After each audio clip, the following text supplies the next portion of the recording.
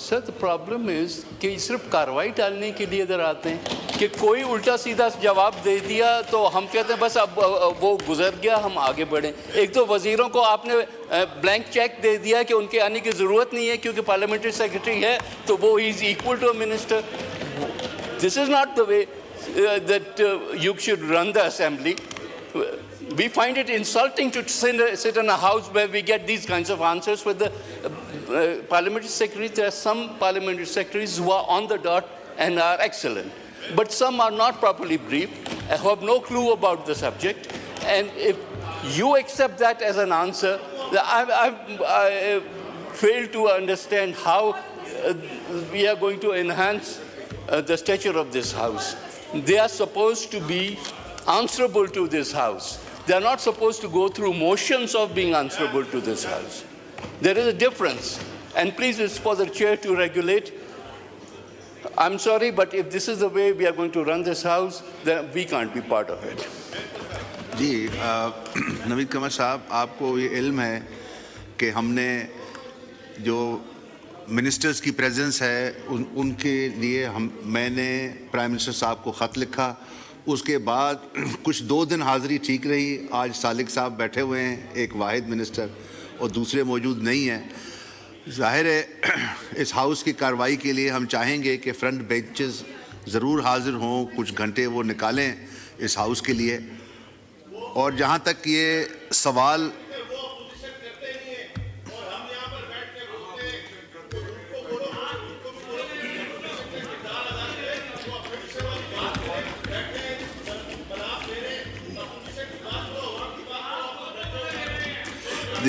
आप तशरीफ रखें। No cross talk, no cross talk.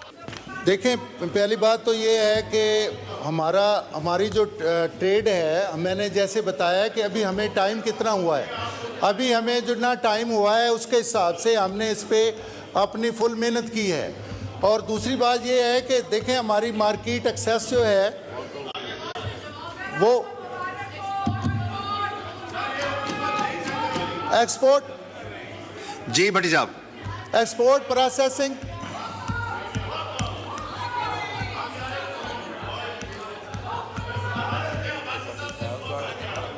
जी भट्टी साहब आप कंप्लीट करें अपना जवाब। अच्छा, मैं ये कह रहा हूँ तो देखें, ये तो पहले ही वॉकआउट के अपने मूड में है। एक्सपोर्ट प्रोसेसिंग जोन में हमने अभी तक कोई मराहत बंद नहीं की, बल्कि हमने इसमें जितनी भी अपना रिफॉर्म्स थी, अपना टैरिफ रिफॉर्म्स थी, हमने सारी टैरिफ रिफॉर्म्स की हैं। और हमने और इसमें मैं बताऊं कि हमारा अंडर टैरिफ पॉलिसी हमने 6500 टैरिफ लाइंस जो हैं उनको ज़ीरो किया, और 2198 टैरिफ लाइंस जो हैं उस पे हमने ड्यूटी को ज़ीरो किया। उसके बाद 22 बिलियन रिलीफ हमने इंडस्ट्री को दिया है इसमें। और इसमें कोई ऐसी चीज़ नहीं है कि IMF के प्रेशर पे हमने किसी किस्म का मराहत को बंद किया है। इसके बाद जो है, जितने हमारी टैरिफ पॉलिसी है वो अब हमारी नई टैरिफ पॉलिसी 25-29 बन रही है, और हमने शेयर होल्डर से ये शेयर कर दी है। इस पे अब जो कंसल्टेशन होगी उसके बाद नई टैरिफ पॉलिसी आएगी। ठीक है, शुक्रिया। जी डॉक्टर नफीसा शाह, आप सवाल करें प्लीज़।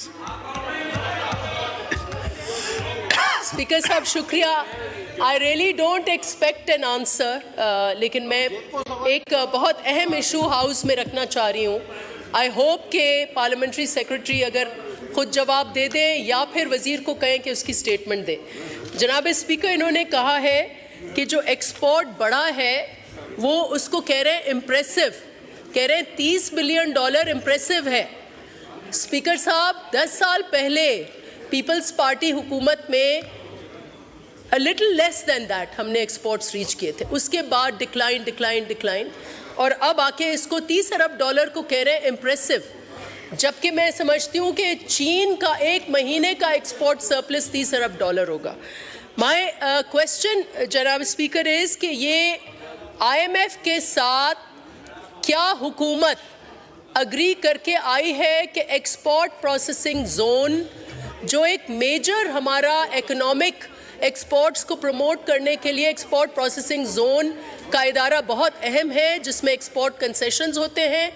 क्या IMF की कंडीशन ये है कि ये एक्सपोर्ट प्रोसेसिंग जोन्स में सारे कंसेशंस बंद करने वाले हैं और क्या 2035 तक पूरे एक्सपोर्ट प्रोसेसिंग जोन्स की पूरी कंसेशन बंद होंगी? This will be a major setback to exports. तो will the parliamentary secretary please care to address this issue? जी भट्टी साहब,